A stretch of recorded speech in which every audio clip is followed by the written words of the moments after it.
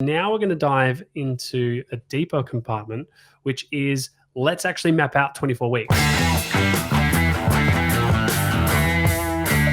Yo, welcome to the Elite Table Talk, where we unpack health professionals, business owners, entrepreneurs, and just everyday people, and looking at their lifestyle, their mindset, their routines, and we see what they have done to help them move forward and really just get more time back in the day.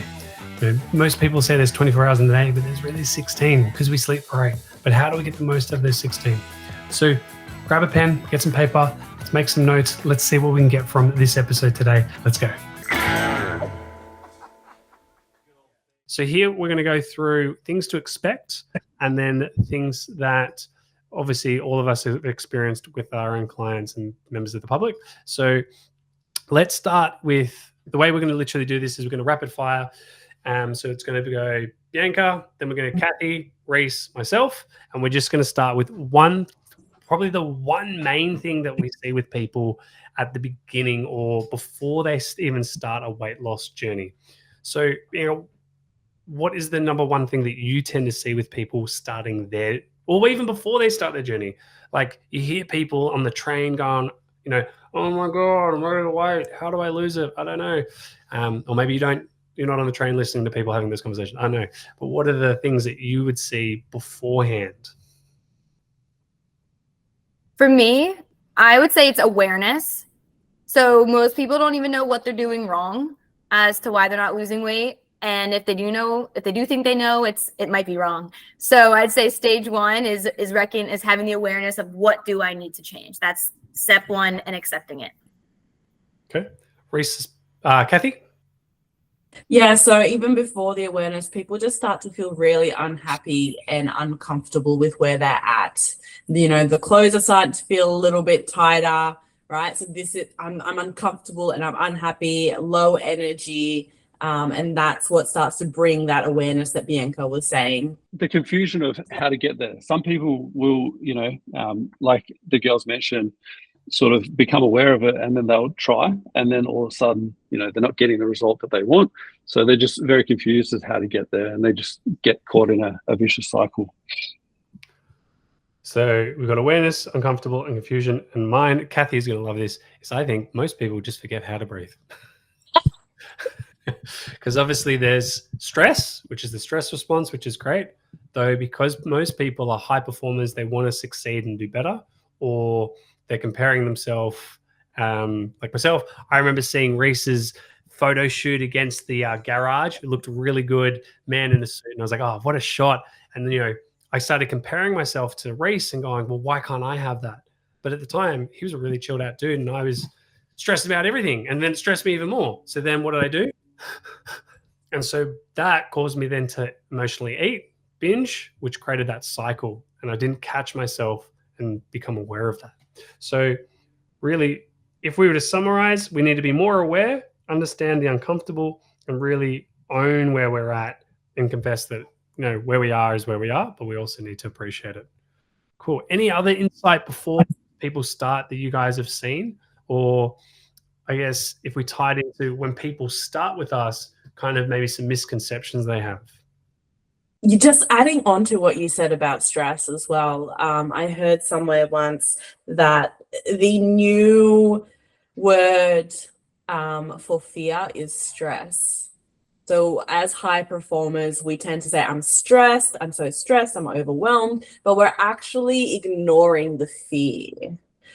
Like what actually brought on the stress. The stress is actually secondary when you think about it. So it's really addressing the emotions that are underneath that. Yep. Who else?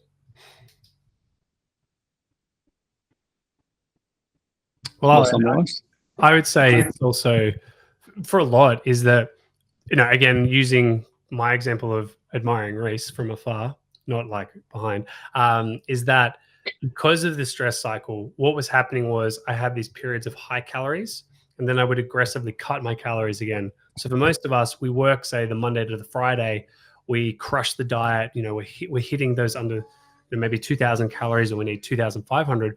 But then when it comes to the weekend, we then blow it out to 3,500, 4,000, and we create this cycle.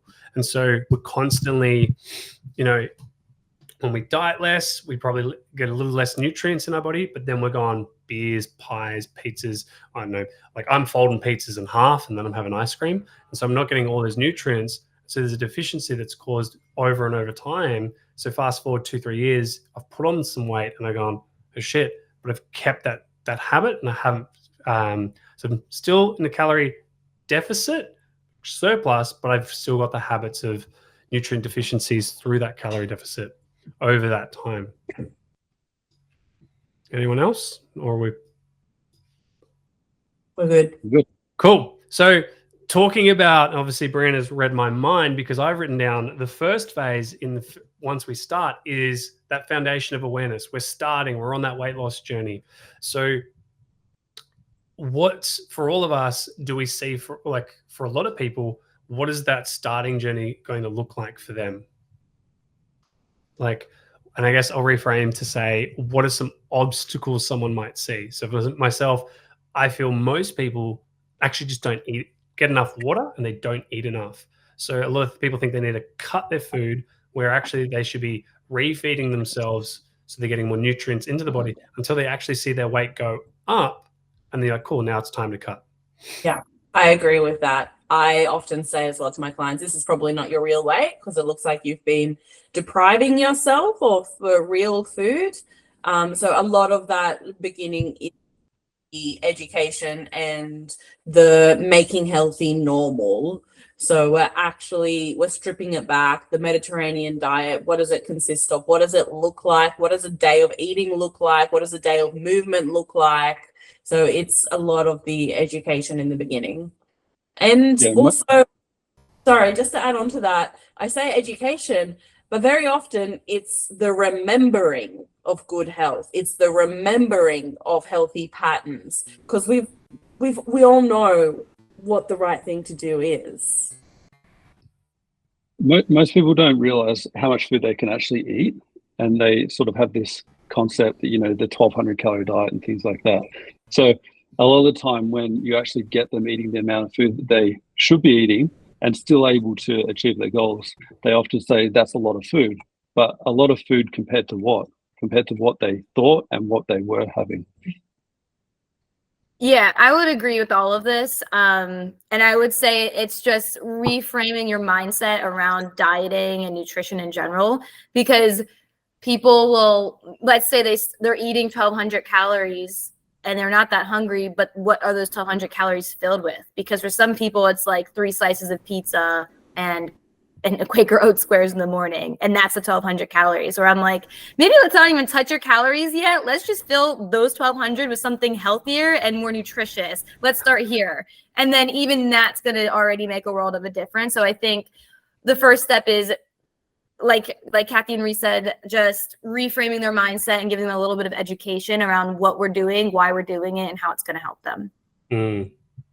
What's everyone's thoughts on, building awareness, which is, for me, I love the saying is like, cool, I want you to sleep 8 hours for every day ending in day. And they're like, so what about Sunday? It still ends with day. So building that routine that is just undeniable stacks of not positivity. You stack the deck of time management in their favor. So it's so consistent that they can't mess it up. Anyone's thoughts there? Kathy, sleep 8 hours? Oh my gosh, he's referring to me because it took us how long? Like 1.5 years to get my sleep up from 5 to 8. And the struggles are real. And, I couldn't see the benefits in the beginning. I didn't see the benefits in my body, and I didn't see the benefits in how is extra sleep going to help me be more productive? Like, I need those hours to work. No, it didn't turn out that way. It's much better to get your sleep. I was much more productive during the day and started to seeing those changes in my body composition, because those changes happen when you're sleeping, not during the day. The weight loss happens when you're sleeping. We actually breathe it out as carbon dioxide. Again, coming back to breath work, but also the sleep and the rest. Body recompositioning happens when you are sleeping. But also, I think really important to, like Bianca was saying, educating why we're doing this and how this is going to benefit the person, and being realistic, and flexibility is huge. Flexibility, because sometimes you're going to get a mom with twins. Are you really going to tell her to get 8 hours of sleep every day? Like, I would throw something at your face if you told me that. Rather, I would be like, you know what? We can get you some berberine, because berberine helps you with processing carbs. We have other strategies until you're able to get those 8 hours of sleep. Let's work with this. So as important as it is to have that consistency and that routine, and it's important to build up to that. Micro wins. No, I think you and the twin should sleep 8 hours. Sorry. Daily. Wait until you get twins, Carl. Triplets. Can't wait Bill to and see. Ben, flower pot men. Yep. Reece, any other awareness things to be? No, that's it from me. Okay. B? No, I think we're covering everything. Yeah, you guys hit it right on the head. Well, that's all good. We've got awareness. That's fantastic. We've been doing a diet or a plan for 4 weeks, but it's getting pretty boring. Let's talk about education. It's really keeping that person, checking in, reviewing. So we've got things starting to happen. We're hitting plateaus. We're getting social challenges. My friend said I had to do it, so I had to do it. No, I'm getting bored of this. Oh, vegetables. Maybe there's some injury occurring because I'm going too hard on my yoga or the vigorous activities. Or maybe I'm just struggling to balance the portions out. What are our takes and thoughts? Now we're coming to week 5 to 8, where the challenges start to arise, or the itch. For me, I try to schedule out all of my clients' vacations or events that they have coming up. So in that first week or two, I'm like, okay, over the next 12 weeks, what do you have planned so far? And we'll try to prepare in advance for having drinks with your buddies or having extra birthday cake or pizza nights with your family. And we try to embed that in your balanced routine so that you have something to look forward to. It helps you stay focused and you're not overwhelmed when that time comes. If they're getting that itch where what they're doing isn't working, then it's time to go back to the drawing board and figure out, okay, what can we shift so that this is more sustainable for you? Because if you're already 4 weeks in, it's not working, then it's not going to work in a year from now, and that's not okay. So that's what I do. Okay. I agree with what Bianca was saying. If it's not working 4 weeks in, we need to revisit this. But also, it's coming back to who are you becoming and what does that person do? So I'm talking to people about what does that person do on a weekly basis, fortnightly basis, monthly basis, every 6 months, what are you doing? You're creating your new self. You're creating your new standards. Like personally, I will take myself out to a cafe monthly. I'm like, this has to happen. This is my date with myself. And I'm just like, when you say boredom, I'm just like, how does a person get bored? For me personally, I would love to be bored for a little bit. Like this is so rare because it's all about where do I want to go? What do I want to achieve? What do I want to build? Where do I want to grow? What am I working on? So it's setting those goals and being ambitious, like I keep saying, being ambitious with yourself. Looking at the vision and getting excited about it, like Bianca was saying, this is exciting stuff. So that motivation and keep going forward is going to come from that excitement sprinkle. So how can we add more joy? How can we add more excitement to your life? What are you going to be looking for forward to? And also, these things are going to be occasional. So understanding that weddings are occasional, birthdays are occasional, and making that normal. Like, yes, every day is someone's birthday, but it's not your birthday, right? So it's what are your standards for yourself moving forward?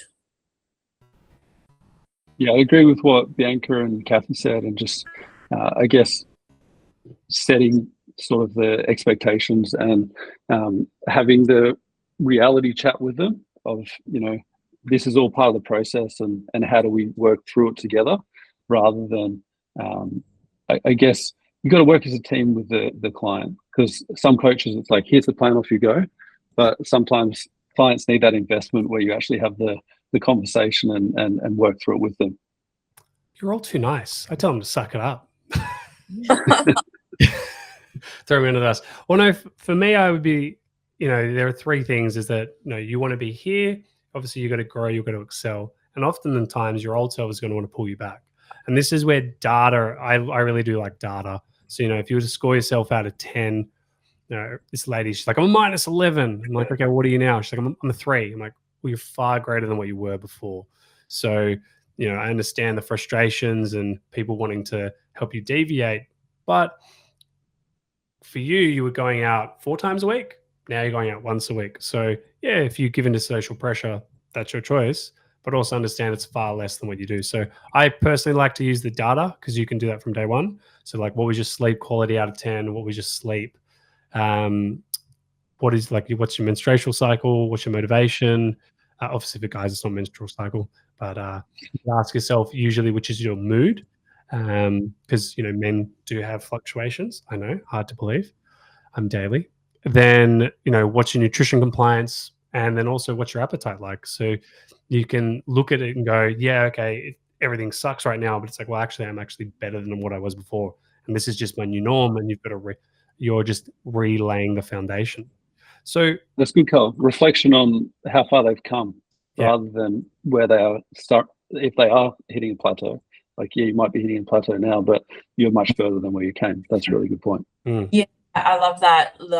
Like your new plateau is still better than your old self, right? So with that, we've got refinement and adaptation. So for those who are curious, yes, we have all got these words built in for the cycle. So 9 to 12 weeks is where you're starting to adapt to this stimulus or the stress, the vigorous activity, the Mediterranean diet or the diet that you're going on, or the cutting of the cows or the increase of the cows or the diet break. So many things that you could be adapting to. But then with this, there's stress we have to cope with. You still have to work, still have to train, still have to do activities because you're making yourself. There may be some sleep issues arising. Children, twins, can't just throw them out the window and start anew, or can you? Routine disruptions, maybe you're dating now. So maybe you were single and you're now dating, or maybe your partner doesn't really support your journey and, you're doing this and they're doing that and you're becoming more aware of the sleep disruptions. Or are self-sabotaging habits starting to take effect? I'm eating more chocolate. I guess we're now starting to get the itch, guys. Or as Brandon said, we're now coming to the end of a season. So what are the things to be mindful around this time? Keep the end vision goal in mind. Definitely revisiting the goals that we set at the beginning of the season, right? If we're coming, I love the terminology here as well, that season is coming to an end. So where are we with our intentions and our goals that we set for this season, and how are we proceeding forward? So we're setting new goals, or revisiting what goals no longer serve us. Maybe some of those goals are like, that's not important to me anymore. Let's set something new. Let's change this, right? So again, we're working on that motivation piece and how we're growing ourselves and priorities. And if the body is plateauing, if it's staying stagnant, we need to change something. So this is where I would possibly even go in with another detox, another burst of nutrition to help move things up, or breath work. Again, moving things up. We're changing something, we're shifting something. When it comes to self-sabotaging behaviors, I believe all self-sabotaging behaviors have a positive intention. We are meeting some need that we have. So we're looking again at the root cause. We're looking at those patterns. We're looking at the subconscious mind. Breathwork can help with that. We can also do conversational coaching to help with that. Just looking at those different tools in my toolbox that I can use at this point. Another one with self-sabotage that I came across previously, not personally. My brother actually trained this girl, and she had issues with losing weight because she found that as she would lose weight, she'd get more interest from guys, and she didn't like that. So I guess having the conversation with them as to, for them, sometimes you've got to get on the deeper level of what is it, what's the limiting belief there, or what is the limiting factor that's preventing this from happening. Oh, I love that you brought that up and you had that, because that's like a safety thing. I don't feel safe around men. So this is the kind of stuff that I love working with. Look at Carl, he's laughing. I'm like, oh, I just want to get into this now. No, keep going. We don't have an hour. I agree with both of them. Again, I think we're all very like-minded, which is awesome. Makes the conversation easy. But I would also add, as coaches, I think it's also a responsibility to kind of give them like a heads up or be preventative in this way. So if we know that a lot of people tend to start falling off between like the 8 to 12 time frame, then maybe at 6 or 7 weeks, we can just be like, hey, just letting you know my experience, many people will start to experience this around this time. I want to try to get ahead of that with you. Let's map out a strategy or ways for you that we can prevent this from happening to you. Yeah. And also it's expectations from the beginning, right? This is a journey, and this is, you know, we can work together for 3-6 months, and beyond that, you're still going to be working on yourself. Like I've been working with Carl for like 3.5 years now. And with Paula, I signed up with her for a whole year at first and ended up doing like 2 years. But I knew the commitment, it was going to be more than 3 months from the get-go. And they both told me that. Like the changes that I wanted to see were going to take more than 3 months. I personally like tongue in cheek. So for a lot of people, it's like, cool, well, you know, you might be on 2,000 calories. Most people expect you got to, okay, it's 1,500. It's like, okay, well, what about next week? It's 1,000. So, okay, well, in 4 weeks' time, you can smell a banana, but you can't eat it. That's pretty, they'll be like, well, if that's what it takes. I'm like, yeah, well, cool. Imagine how you feel now. So really, I think it's just a time where people maybe diet for too long. And so certain hormones like leptin and ghrelin start to have an imbalance. So it's actually time to refeed or have the diet break. Because, you know, if you lost all the weight today, how would you feel? It's like, yeah, great. All right, cut your leg off. Like, oh, no. It's like, cool. Just understand, like, you're not willing to. And look, it's also some people just mentally aren't ready for it because they forget about everything else and they get so fixated on it's got to be weight. It's like, yeah, but what about, you know, what about your 2 twins? What about them? What about your family, your partner, your job? You know, what about all those other aspects? All right. Well, then we're now halfway. So for a lot of people, you're probably looking to give up. Maybe you're looking to chuck in the towel, or maybe you're thinking of throwing those twins out. Don't do that. Don't do that. Now it's time to consolidate. Let's look at lifestyle factors, things to maybe integrate. We had education, awareness. We've got that now, but what are the things outside of it? So we are keeping our calories are coming up, and now we're going to start to bring them down. But what other things do we need to maybe consider? You know, do I just, you know, you hear people say it's always stick to, I don't know about you guys, but I hate how people are like, we're going to train you for 24 weeks and then we'll just do maintenance for the rest of your life. I'm like, so you're never going to grow muscle. You're never going to challenge yourself anymore. You're never going to do anything else. It's like, yeah, sure. I really don't agree that people should have maintenance for too long.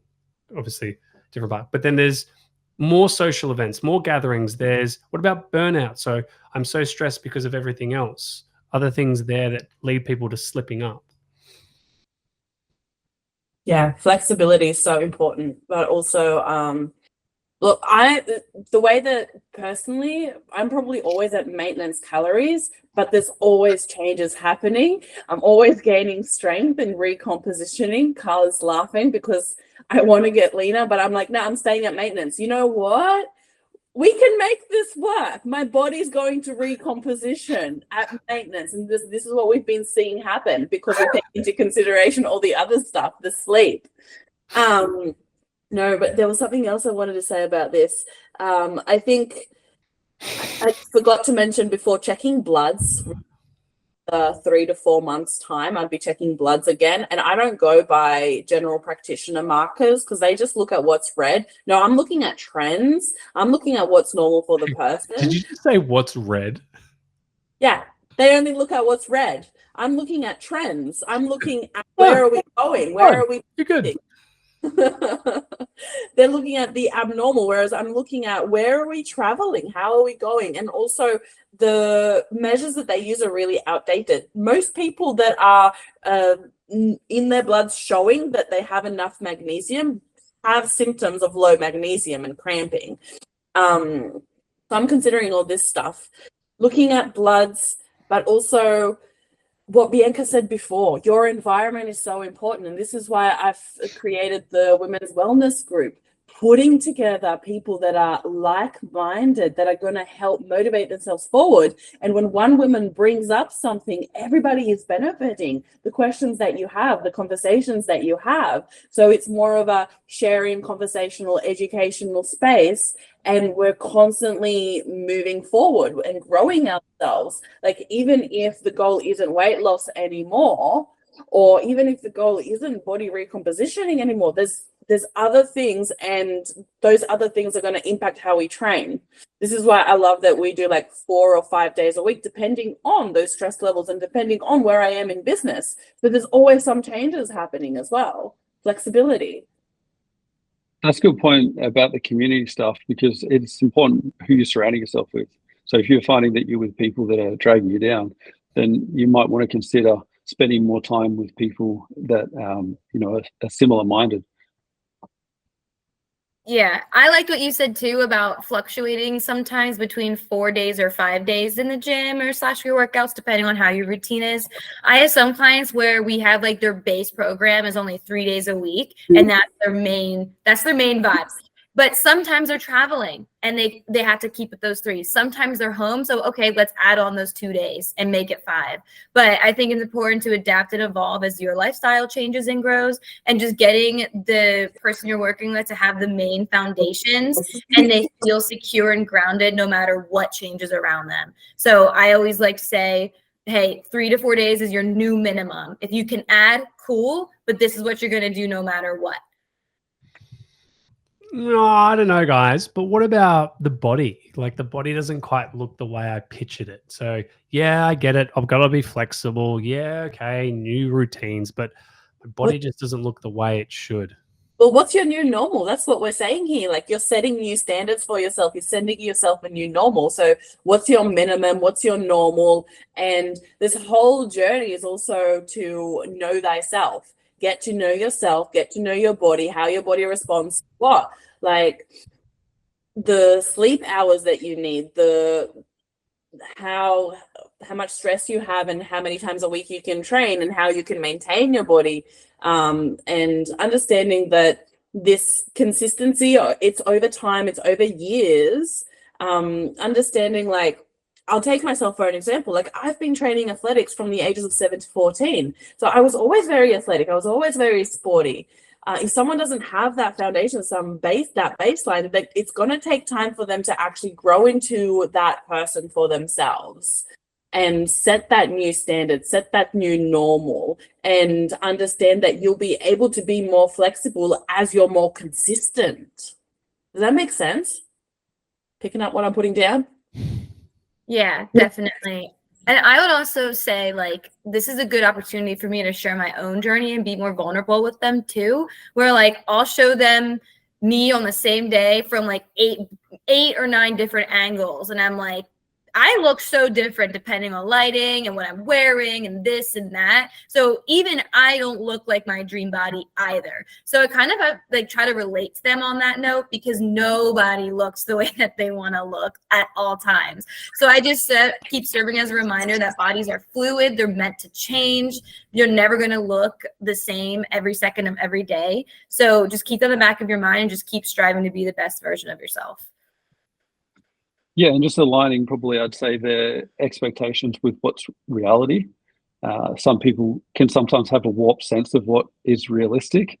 So I've worked with a woman before, and she lost literally 2 kilos in 2 weeks. Most people would be ecstatic.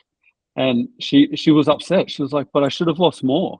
So having that, it's often a tough conversation. It's not one that we enjoy having, because I personally don't like confrontation or those kind of conversations, but I understand that that's an important conversation to have with that person to be able to move forward and reset what their, I guess, idea of reality, or what is realistic for them to have enjoyment in the process, because they're going to hate the process if at that point they're unhappy. Well, they're setting themselves up for failure, because that's just not like it's just not possible. So making sure that what they're expecting is actually achievable, and making sure that they understand that. I love that you brought that up as well, because especially when I was more in the dietetic side of things and it was more of the weight loss, people definitely came in thinking that, 1 kilo a week is not enough. And I'm like, you're kidding, right? 500 grams a week is considered fast weight loss. By definition, in the dietetic world, 500 grams a week is fast weight loss, and you're over that. And the other thing I really loved using with them is chicken. So like raw chicken from the store. I was like, do you know how many chicken you've just lost off your body? Like 1.5 kilo chicken or 1.7 kilogram. Like you just lost a whole chicken off your body. Like visualizing how many chicken, like when someone's lost like 5 kilos and you just put that into like chicken mode, suddenly they're much happier. I'm gonna have to use that. That's really good, the visual cue of using the chicken, because it's actually more in terms of volume. It would actually be more, because body fat is actually bigger than what muscle is, and that chicken is reasonably lean. So they've actually lost a greater amount than what that chicken is. But I like the visual of the chicken. You have permission to use it. It just makes people happy. Except for vegans. Vegans won't like that. So that's all well and good, guys. But most people by 17, 20 weeks, they're like, it's not working. Give me the advanced strategies. So what if it doesn't work? What if everything we've talked about is still not working? What are the tools that we're going to bust out to really break through some plateaus? Breath work. Okay, breathe.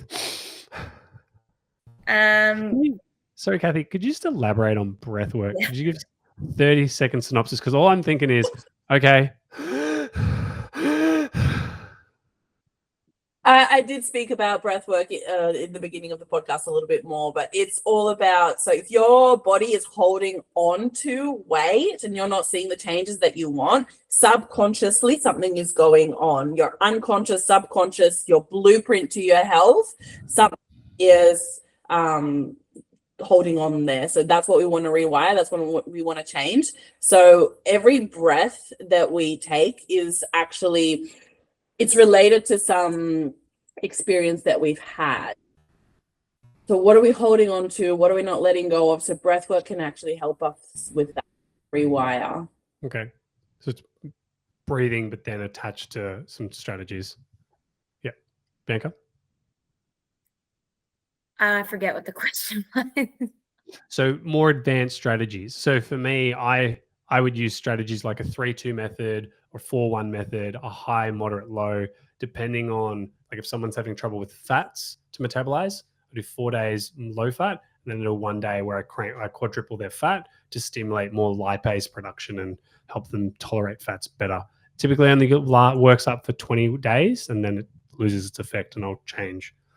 So yeah, any strategies you use to break through plateaus, or if someone's at week 17 not seeing the result and you're like, well, we've got these things to use.